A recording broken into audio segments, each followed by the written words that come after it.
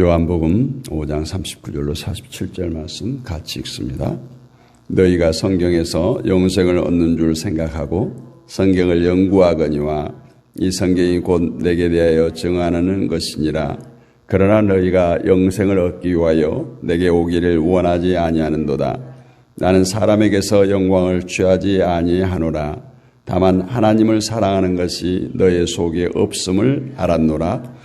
나는 내 아버지의 이름으로 왔음에 너희가 영접하지 아니하나 만일 다른 사람이 자기 이름으로 오면 영접하리라. 너희가 서로 영광을 취하고 유일하신 하나님께로부터 오는 영광은 구하지 아니하니 어찌 나를 믿을 수 있느냐. 내가 너희를 아버지께 고발할까 생각하지 말라. 너희를 고발하는 이가 있으니 곧 너희가 바라는 자 모세니라. 모세를 믿었더라면 또 나를 믿었으리니 이는 그가 내게 대하여 기록하였음이라. 그러나 그의 글도 믿지 아니하거든 어찌 내 말을 믿겠느냐 하시니라. 아멘. 성경과 예수 그리스도라는 제목으로 함께 은혜를 나눕니다. 우리 예수님을 믿는 성도가 성경을 읽어야 되느냐 말아야 되느냐 하는 질문을 한다면 그 질문을 이상하게 생각하겠죠. 아니, 이상한 정도가 아니라 아마 예수님을 믿지 않는 사람 정도로 생각할 겁니다. 성도가 성경을 읽어야 한다는 것은 마치 사람이 하루 세 끼 밥을 먹는 것처럼 필수적이고 자연스러운 것입니다. 오늘날 교회는 성도가 성경 읽는 것을 아주 중요한 덕목으로 가르치고 있습니다. 그것도 부지런히 많이 1독, 2독, 3독 경쟁적으로 성경 읽기를 훈련합니다. 이런 분위기에서 성경 읽기를 게을리한 사람은 믿음이 없거나 열심이 없는 사람으로 이렇게 치부될 것입니다. 이처럼 성도라면 성경을 읽는 것이 중요하고 그것도 부지런히, 그것도 많이 읽어야 한다는 교회의 분위기에 저는 오늘 본문 말씀을 대하면서 별로 동의하지 않습니다. 이 말은 성경을 읽는 것이 필요 없다거나 성경을 읽지 말아야 된다는 것을 주장하는 것이 아닙니다. 여기서 강조하고 싶은 것은 성도는 성경을 읽어야 한다.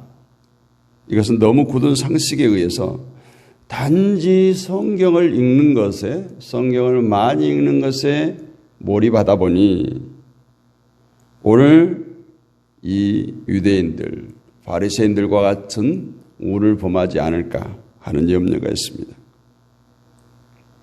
덧붙여 말씀드리면 성경을 많이 읽고 적게 읽는 것을 신앙의 기준으로 삼을 수 없다는 것입니다. 다시 한번 질문을 드리겠습니다. 성도는 성경을 많이 읽어야 합니까? 아니면 적게 읽어도 됩니까? 이런 질문에 대해서 답을 내리려면 많이 읽는 것과 적게 읽는 것 기준이 있어야 되겠죠. 하루에 몇 장 이상을 읽으면 많이 읽는 거고 몇 장도 못 읽으면 적게 읽는 것이라는 그런 기준이 있어야 될 것입니다. 그렇기 때문에 거기에 대해서 답을 내릴 수가 없습니다. 그런데 아쉽게도 성경에는 그러한 문제에 대해서 전혀 답을 내리지 않고 있다. 또 성경을 많이 읽으라 가르치지도 않습니다. 다시 말하면 성경은 많이 읽고 적게 읽는 것에 별로 관심이 없다. 오늘날 교회가 무조건 성경을 많이 읽는 것을 강조하지만 복음을 전했던 사도들도 예수님도 성경을 많이 읽으라 말하지 않았어요. 그 이유가 무엇일까요? 성경을 많이 읽고 적게 읽는 것에 대해 매이지 말라는 거예요.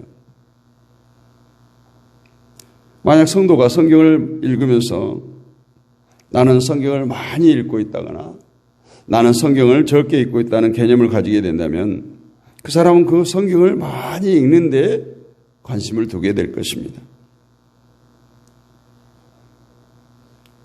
내친 김에 한 가지 더 질문을 던져봅니다. 곰곰이 생각해 보시기 바랍니다. 성경을 읽으면 믿음이 생깁니까? 성경이 읽으면 믿음이 생깁니까? 신앙이 있는 사람만 성경을 읽을 수가 있을까요? 사실 성경을 읽는다고 해서 믿음이 생기는 것도 아니고 예수를 믿지 않는 사람들도 얼마든지 성경을 많이 읽습니다.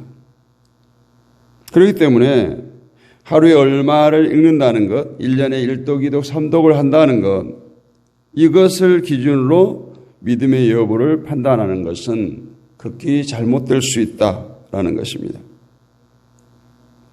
그러면 성도가 성경을 읽는다는 것이 과연 무엇을 의미하는 것인지 오늘 본문의 말씀을 통해서 은혜를 나누겠습니다. 오늘 39절 말씀을 보면 너희가 성경에서 영생을 얻는 줄 생각하고 성경을 상고하거니와 이 성경이 곧 내게 대하여 증거하는 것이로다. 이 말씀에 성경을 상고하라는 가르침을 오해 마시기 바랍니다. 왜 성경을 상고하지 않는 죄를 말씀하는 것도 아니에요. 왜냐하면 유대인들이 어쩌면 성경에 대해서 열심히 읽고 연구하고 공부하고 또 그것을 실천하고 있었음에도 불구하고 예수님에 대한 증거, 그들이 예수님을 대하는 태도는 전혀 빵점이라는 거예요.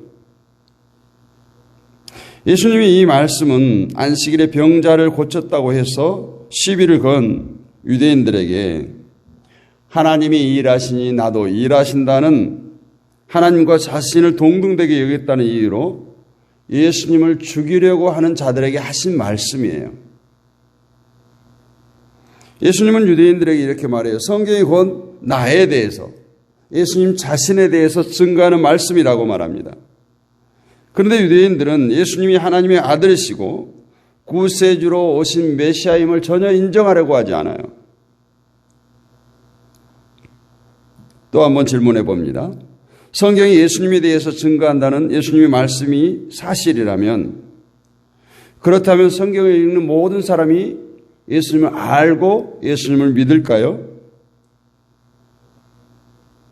분명 예수님 말씀대로 한다면 성경은 곧 예수님에 대해서 증거하기 때문에 성경을 읽는 사람은 예수님이 누구신지 알아야 하고 예수님을 믿을 수밖에 없어야 되는 거예요.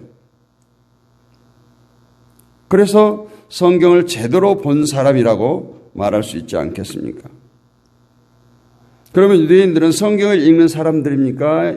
읽지 않는 사람들입니까? 그들에게는 모세의 말이 있었고 그 말을 믿는다고 한 사람들이에요. 모세의 말, 즉 모세의 오경을 믿었고 부지런히 읽었던 사람들 아닙니까? 모세의 말도 분명 성경입니다. 물론 예수님께서 말씀하신 성경은 이 신약 성경만을 의미한 것이 아니에요. 예수님 시대에는 지금처럼 신약 성경이 기록되지 않았어요. 그러므로 예수님이 말씀하신 성경은 분명 저들이 주장하는 모세의 말을 의미해서 하신 말씀이라고 볼 수 있습니다. 그래서 46절을 보면 모세를 믿었다면 또 나를 믿었으리니 이는 그가 내게 대하여 기록하였습니다. 이 말씀을 통해서 예수님께서 하신 말씀의 의미를 분명히 알 수 있어요. 모세의 말은 예수님을 증거하기 위한 것이기 때문에 너희들이 모세를 믿었으면 나를 믿었을 것이라는 얘기예요. 그러면 유대인들은 모세를 믿지 않아서 예수님을 믿지 않았을까요? 그들은 분명 모세를 믿었습니다. 그런데도 예수님을 믿지 않았던 것은 결국 유대인 스스로 모세를 믿었고 저들이 말씀을 상고했다고 하지만 사실은 모세를 믿지 않았던 것으로 결론 지을 수밖에 없어요. 믿는다고 했지만 믿지 않는 것, 이것이 바로 유대인들의 실상이에요. 하나님을 믿는다고 했지만 하나님을 믿지 못한 것, 모세의 글을 읽었다고 하지만 결국 읽지 않은 것, 이것이 유대인의 실상이에요. 모세의 글을 통해서 예수님에 대해서 말씀하신 것이라면 그 모세의 글을 저들이 읽고 상고함으로 예수님을 알게 되고 예수님을 믿게 되는 것이 자명한 것임에도 불구하고 예수님을 죽이려 한다면 모세의 글을 읽었으나 뭐예요? 알지 못했다는 거예요. 깨닫지 못했다는 것이에요. 오늘날 성경을 몇 독을 했다 하면서 예수님의 뜻대로 살지 못하는 것, 하나님의 말씀대로 살지 못하는 것과 똑같은 이치예요. 이러한 유대인의 실상이 바로 오늘 우리들의 모습 그대로일 수도 있다라는 것입니다. 오늘 유대인들의 실상에서 우리들의 신앙의 현실과 실상을 정확히 볼 수 있고 점검해야 할 줄로 믿습니다. 그래서 서두에서 성경을 많이 보고 적게 보는 것이 중요한 것이 아니라고 말씀드린 이유예요. 성경을 읽고 끝나는 것이 전부가 아니라는 거예요. 읽으면서도 읽지 않은 것과 같은 유대인의 실상에 머물러 있으면서 나는 성경을 몇 독했습니다. 이것 하나만 붙들고 자신이 신앙이 있는 것처럼 자신만이 예수를 잘 믿고 있는 것처럼 여길 수 있다라는 거예요. 유대인들이 성경을 상고하는 이유가 무엇입니까? 성경에서 영생을 얻는 줄로 생각했기 때문이에요. 그럼 뭔가 이상하지 않아요? 영생을 얻는 줄로 생각하고 성경을 상고했다면 성경이 증거하는 영생의 길로 오신 예수님을 발견하고 예수님께 나오는 것이 당연하지 않겠습니까? 그런데 왜 그들은 길이요 진리요 생명 대신 영생의 길이신 예수님을 반대하고 죽이려고 합니까? 혹시 그들이 신약 성경을 보지 못했기 때문이라고 말할 수 있을까요? 하지만 이 말 역시 설득력이 없어요. 왜냐하면 예수님께서 이렇게 말합니다. 모세조차도 예수님에 대해서 기록했다라고 밝히고 있어요, 오늘. 물론 모세는 예수라고 하는 이 단어를 직접 언급한 적은 없어요. 그런데 왜 예수님은 모세가 자신에 대해서 기록했다고 말씀합니까? 이 대화를 보면 갈수록 머리가 혼란스럽지 않습니까? 그러나 성경이 복잡한 것이 아니라 우리의 사고방식이 모세를 따라가지 못하고 예수님을 따라가지 못하고 있다라는 것입니다. 성경을 보면서 모세의 의도, 예수님의 의도를 보면 되는데 항상 우리의 생각과 사고를 가지고 이 성경을 보고 판단하고 그렇기 때문에 예수님과 점점 멀어지게 되는 것입니다. 영생을 얻기 위해서 성경을 상고한 유대인들이 왜 영생의 길이 되시는 예수님께 나오지 않았을까요? 예수님은 이것을 이렇게 말해요. 너희가 서로 영광을 취하고 유일하신 하나님께로부터 오는 영광 구하지 아니하니 어찌 나를 믿을 수 있느냐. 44절에서 그렇게 말씀하고 있어요. 유대인들은 예수님을 믿지 않을 뿐만 아니라 믿을 수도 없었어요. 믿을 가능성이 있는데 그 가능성을 이루지 못하는 것이 아니라 아예 믿을 가능성도 없었다는 것입니다. 이것이 어찌 나를 믿을 수 있느냐? 이 말씀의 의미예요. 그러면 유대인들이 예수님을 믿을 수조차 없는 그 이유가 무엇일까요? 그것은 예수님께서 말씀하신 바대로 하나님으로부터 오는 영광을 구하는 것이 아니라 사람들로부터 오는 영광을 구하고 있었기 때문이에요.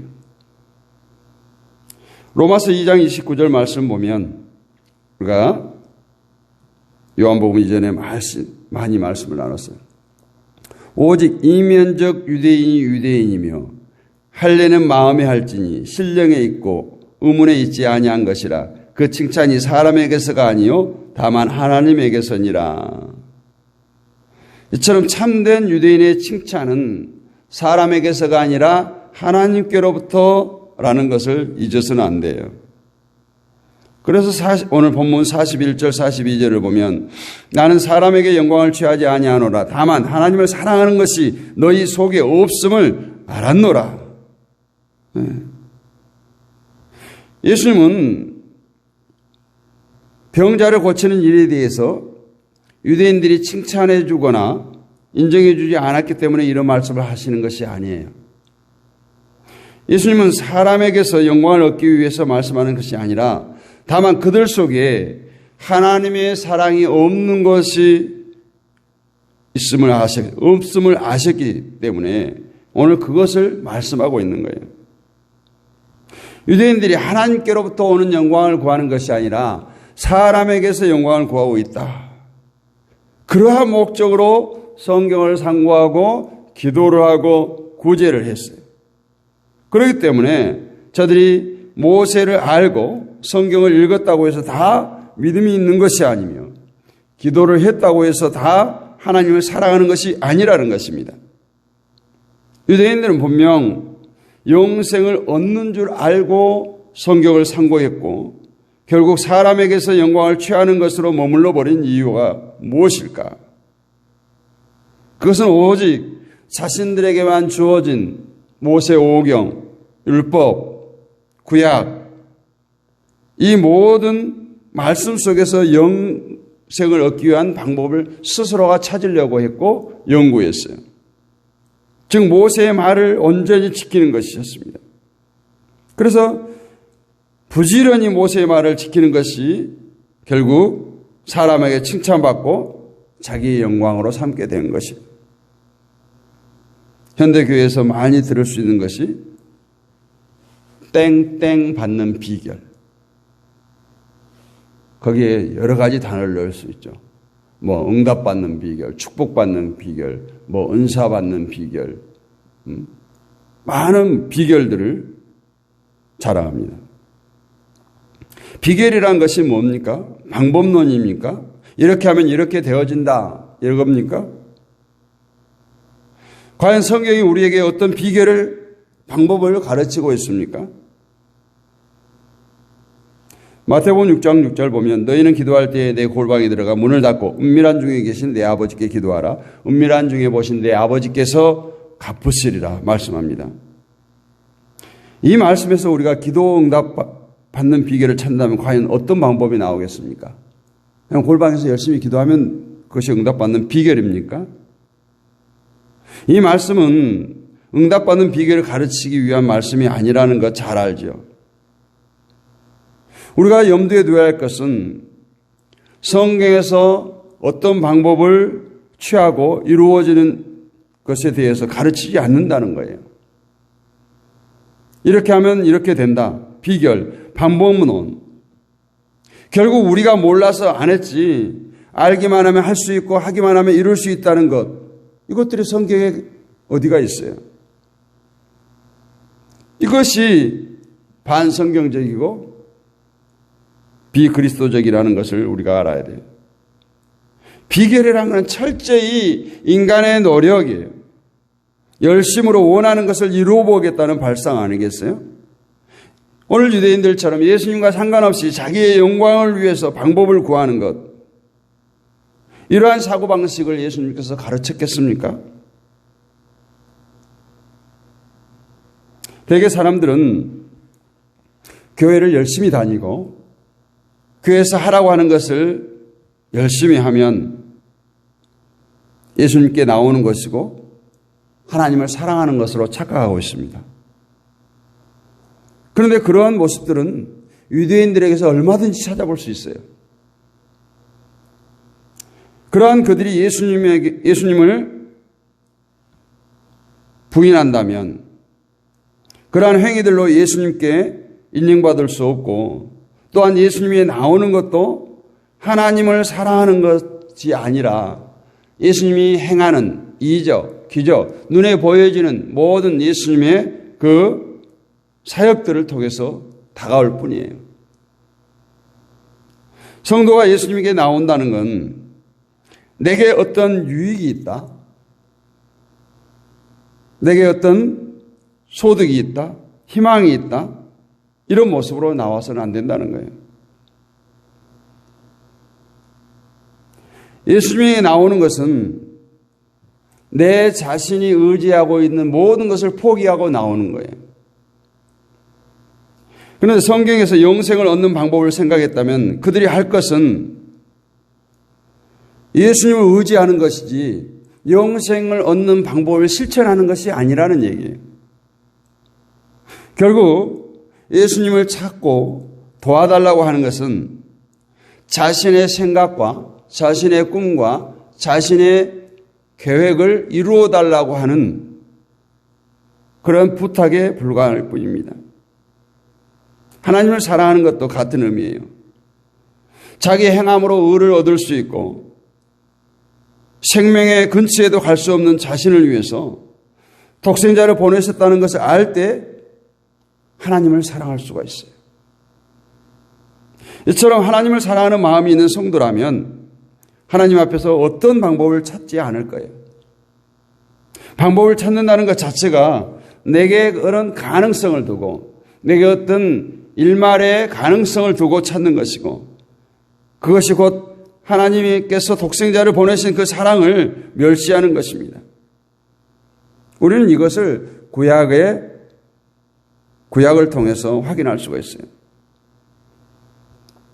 여러분 구약 성경을 보실 때 무엇을 봅니까? 혹시 하나님께서 이스라엘 백성에게 행하신 기적에 매료되어 있지는 않습니까?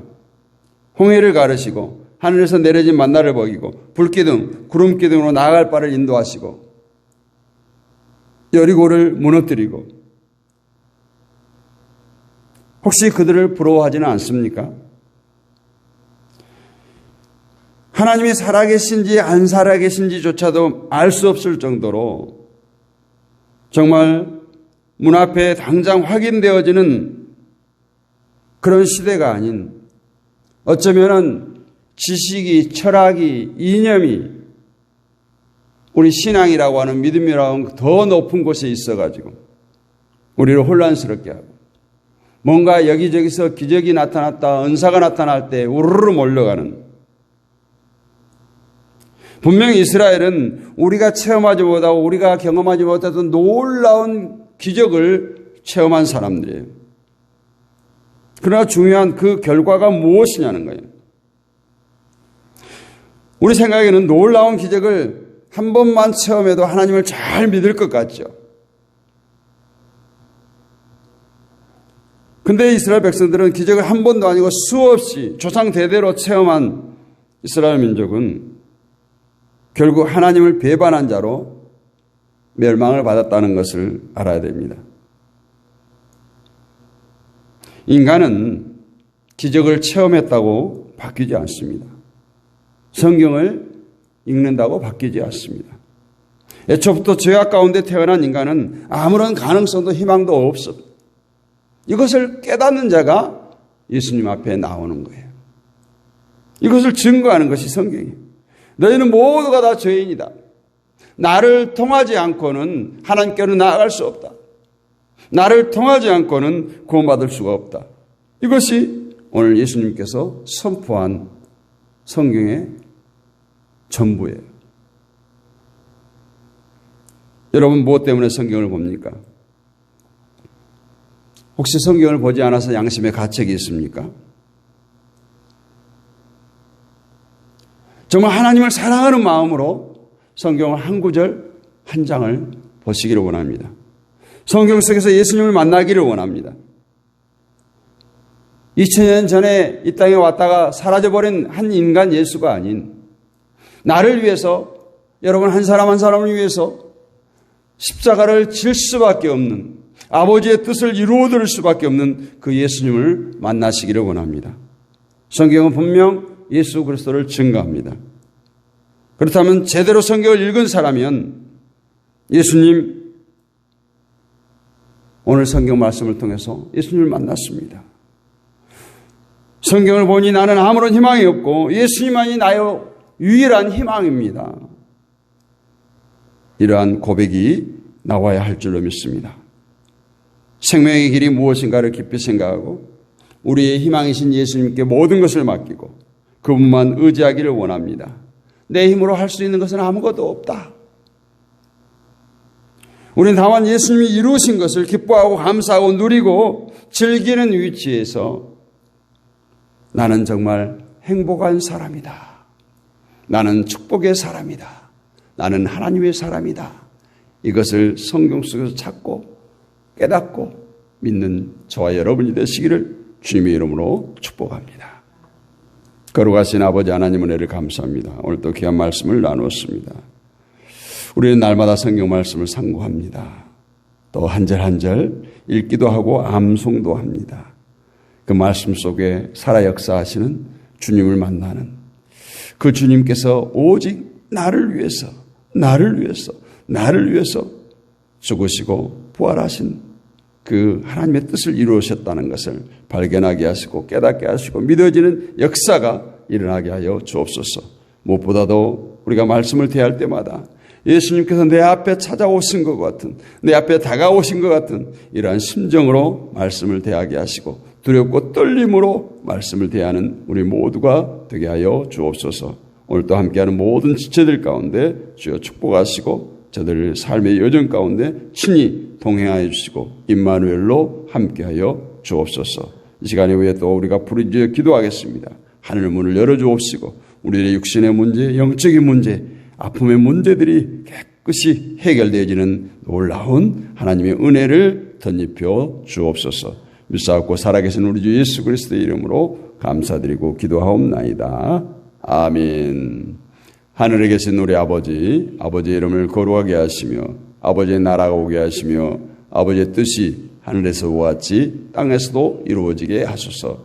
오늘 우리에게 일용할 양식을 주시고 우리가 우리에게 잘못한 사람을 용서해 주는 것 같이 우리 죄를 용서해 주시고 우리를 시험에 빠지지 않게 하시고 악에서 구하소서. 나라와 권능과 영광이 영원히 아버지의 것입니다. 아멘.